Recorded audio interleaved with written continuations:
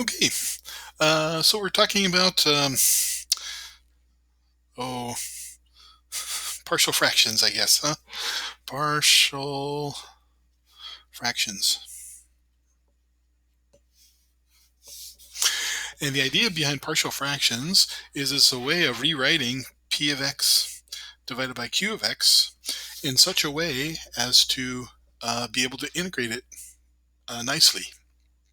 So the idea here is that if you start off with a polynomial divided by a polynomial, the first situation is be sure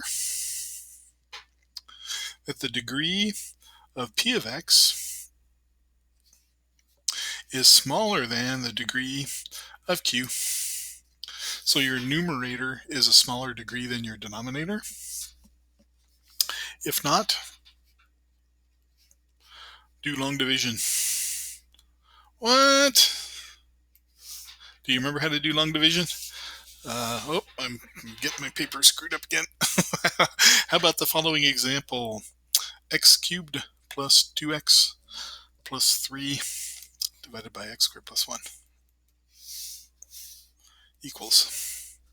Okay, so the setup for the long division, x squared plus 1, x cubed plus 2x plus 3.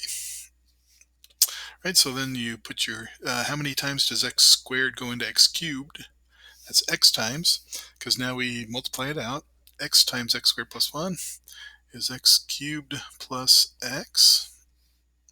Now subtract, and 2x minus x is x, and we're left with x plus 3.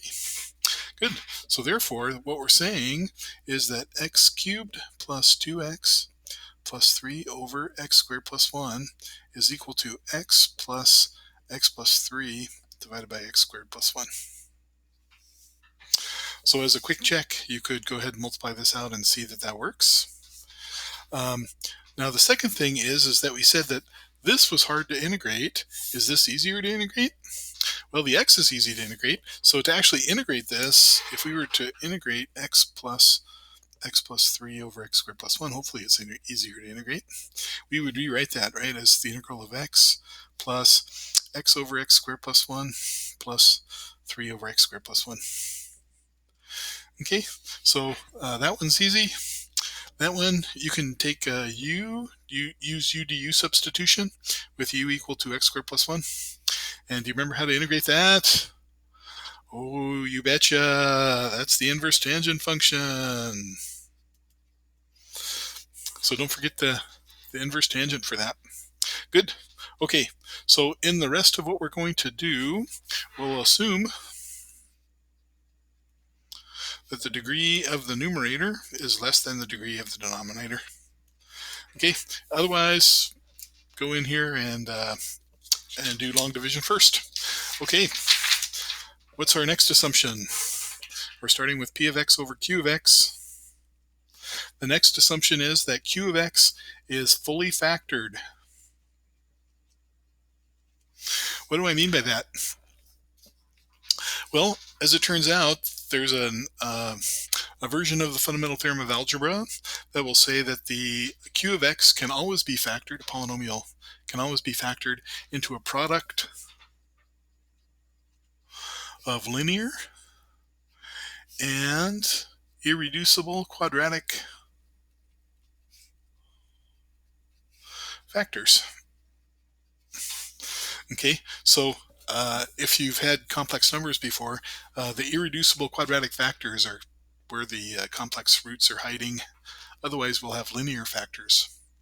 What I mean by linear factors are factors of the form like ax plus b, and irreducible quadratics, well, that's going to be ax squared plus bx plus c. And by irreducible, what do we mean? This cannot be factored. By the way, irreducible in terms of a graph means that the parabola is either above the x-axis or below the x-axis. Okay, good. So that's what we're assuming is we've got a fully factored denominator. And so there's some cases that we're going to look at now. Case 1, and that is where q has distinct linear factors. And so we would write something like p of x divided by, I'm going to write these as simple factors. These might have constants in front of them. These might have constants in front, but I'll just write it as like x minus maybe p1, x minus p2, and so on. Well, the idea is that we're going to rewrite that as a constant divided by each of these factors. A constant divided by each factor. I should have said 1. a2 a sub k over x minus pk. Good. Case 2, or let's say case 1a, repeated linear factor.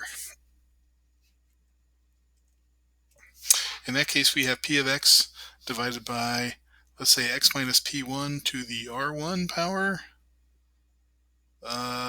Let's just make that one. Oh, I guess we could, okay.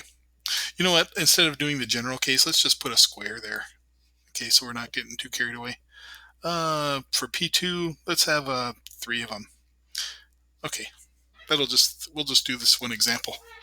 In this case, we're going to have A1 divided by x minus P1, but then when you write down the next factor for this, it's going to be x minus P1 squared.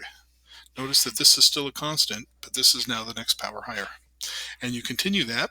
So for the next factor, we have a cubic, so it's going to be b1 over x minus p2 plus b2 over x minus p2 squared plus b3 over x minus p2 cubed. Good. So you have one term for each repetition of your repeated linear factor. So in this case, I just used 2 and 3. There might still be like an x minus p3 here that's a single. And so in that case, you might say plus c1 over x minus p3, right? Good. And then the case 2 will be with, we might have a mixed with irreducible quadratic. And so let's just go ahead and write one. Maybe I'll flip the page over here and we'll do it. So suppose I've got p of x divided by, an irreducible quadratic is like x squared plus 1. And then let's say we have x minus 1 squared times x plus 2. What would be the partial fraction form of this? For the irreducible quadratic, you're going to use a full linear term on top. Okay, and then for the other terms, this is a repeated linear term, so we would have like a c1 over x minus 1 plus a c2 over x minus 1 squared. And then for this one, we'll still just keep that as x plus 2. Okay, and so this is the new wrinkle with the irreducible quadratic in the denominator. And the final case, case 2a, we could say, is what happens if we have the irreducible quadratic that's also repeated. Can you guess what's going to happen? I'm not going to repeat that one. Oh, okay, just to keep it. Okay. Did you guess that we're going to have one for each repetition, just like before? If you did, then you were right. And you can see that this is going to get really messy, really fast. You're going to get lots of but it's really just the form that we're looking at right now. We're not really worried about the algebra right now. Okay. And so, yeah, if you can write out this form, then we still have to solve for the coefficients, and that's another issue. But maybe can we do that real quick? Okay, so here's a quick example. Suppose we've got x squared plus 2x minus 1 divided by x times 2x minus 1 times x plus 2. Okay, first off, let's go ahead and write that as a over x plus b over 2x minus 1, minus 1, plus c over x plus 2. You know what? I think we're running out of time. Let me pause. I'm going to stop here, and I'll pick it up right here in the next video, where we'll just um, we'll be enraptured by the glory of algebra. Okay, I'll see you in the next video.